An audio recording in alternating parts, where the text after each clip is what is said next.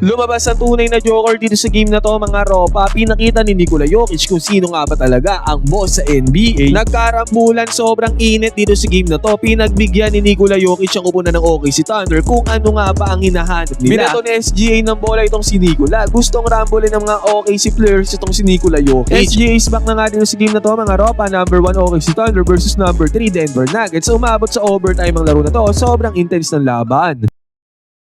Sinimulan ni Nikola Jokic ang game na to sa kanyang basket is good, pumasok na yan, may kasama pang foul. Samantalang si SGA naman ay ang ganun pa sa kagad ginawa papunta kay Isaiah Hartenstein. At nakuha din dito ni SGA ang kanyang unang puntos dito sa game na to, basket is good. Si Christian Braun naman ay nakabound dito ng kanyang long range bomb. Samantalang napakagandang putback slam naman ang ginawa dito ni Hartenstein. At simula pa nga lang ng game mga ropa ay binato na kagad dito ni SGA ng bola itong si Nikola Jokic. Tinawagan siya dyan ng referees ng technical foul at bigla ang bumulusok sa opensa dyan ang kupunan ng OKC. 3-pointer ni Chet Holmgren, 11-7 nagbukas ang first quarter. Nakabawi naman ang 3-pointer nila dito ang kupunan ng Denver Nuggets, Cam Johnson.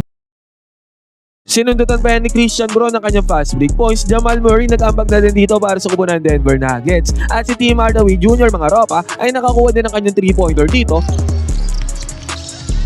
Hardaway tries a 3, got it. Tim Hardaway Jr. with a 3 lead. Naging 22-30 ng score mga ropa. Alamang na dyan ang kupunan ng Denver. Napakahirap na tira pa ang ginawa dito ni Nikola Jokic mga ropa, pero nakuha ni Nikola Jokic ang basket dyan. At si Christian Braun naman mga ropa, another 3-pointer na naman ang ginawa. 27-30 ng score mga ropa. At pagbubukas sa second quarter, SGA takeover mode dito para sa kupunan ng OKC Thunder. Dalawa magkasunod 2 points ang ginawa dyan ni SGA. Basket is good. He's coming up the floor, he grabbed it and wins. We'll keep an eye on it. Gilgeous-Alexander again from mid-range. He's got the last. Nakachani naman ang puntos dyan ang kupunan ng Denver Nuggets mga ropa. Yun nga lang si Cason Wallace, another 3-pointer na naman ang binaon dito para sa kupunan ng OKC Thunder.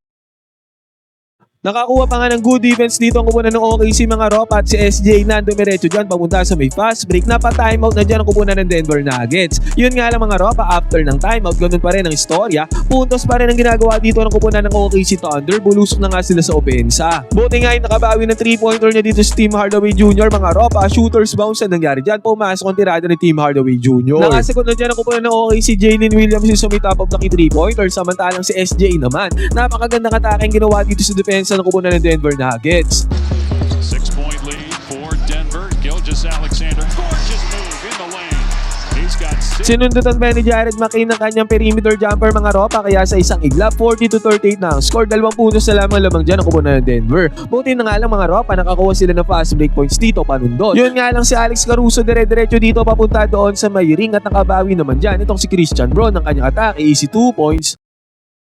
Nagkasagutan na nga ng opensa dito mga ropa at si Bruce Brown nakapasok ng kanyang right side corner 3-pointer. Nagpapogi pa doon sa may crowd. Jared McCain mga ropa, pumuntos na naman dito gamit ang kanyang one-handed shot. Yun nga lang 3-pointer naman na binaon dito ni Jamal Murray. At after pa niyan, Bruce Brown na naman, nagpapogi na naman sa may area dito sa may fast break. Turnover by the Thunder. Excellent defense by Denver in the second quarter.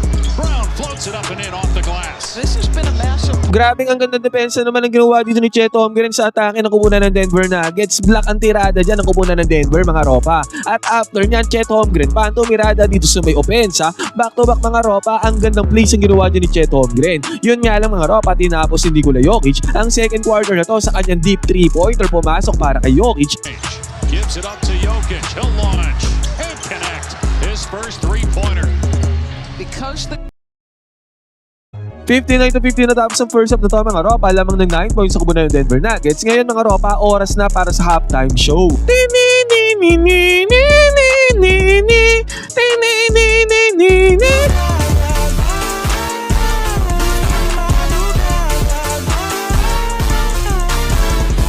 At eto na, pagbubukas ng third quarter mga ropa, dumali ka agad dito si SGA ng kanyang fast break points. Nagkasagutan ulit ng bomba ang dalawang kupunan. Nikola Jokic naman doon sa may kabila. At napakagandang pagmamando ng bola ni SGA. Pasa niya papunta kay Chet Holmgren, easy 2 points.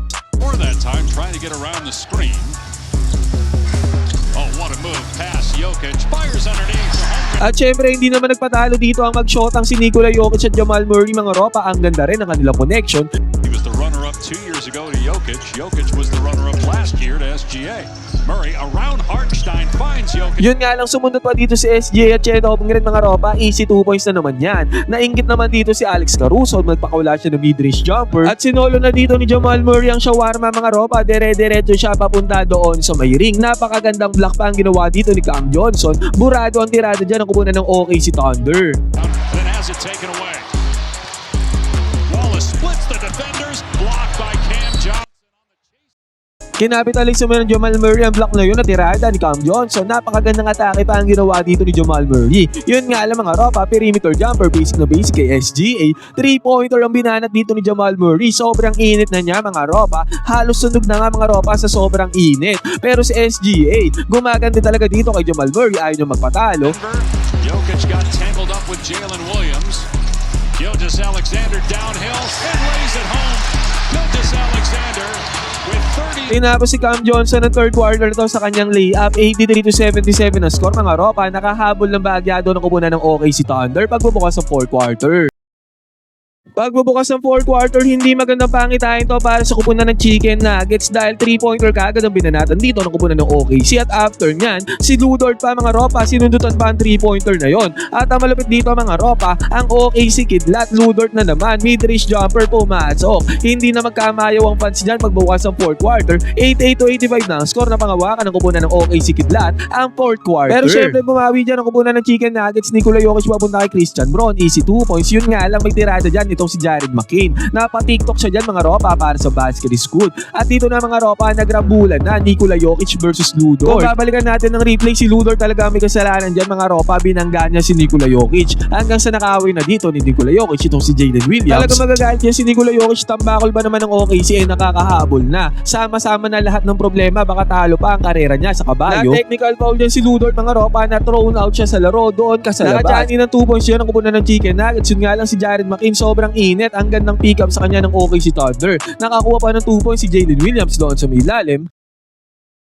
Jamal Murray at Nikola Jokic pareho nakapuntos dito mga ropa, kaya naging 100-95 ang score ng mga kupunan ng Denver. Yun nga lang, hindi yan inayaan ni SGA. Nakasagot naman kagad yan ang kupunan ng Chicken Nuggets sa mga ropa at samantala another 1 3-pointer na naman ang ginawa dito ni Christian Braun. Sa pagkakataon na to mga ropa, 105-101 na ang score. 3-pointer ng kupunan ng OKC, Alex Caruso. Nag-mid-test dito si Jokic mga ropa na nag-open up naman sa 3-pointer ulit ni Alex Caruso mga ropa sa may top of the key. Napangawakan ng OKC Thunder ang kalamangan mga ropa, akala nila panalo na sila pero nakakuha naman ng 2 points si Nikola Jokic doon sa may lalim. Kaya naging tablado ang laro, nagkaroon pa ng overtime. All 107 na tapos ang fourth quarter mga ropa beats. At pagbubukas ng overtime mga ropa, 2 points kaagad ang ginawa dito ng kupunan ng OKC Thunder at another 3-pointer mga ropa, kaya lumobo kaagad ang kalamangan nila sa 5 points.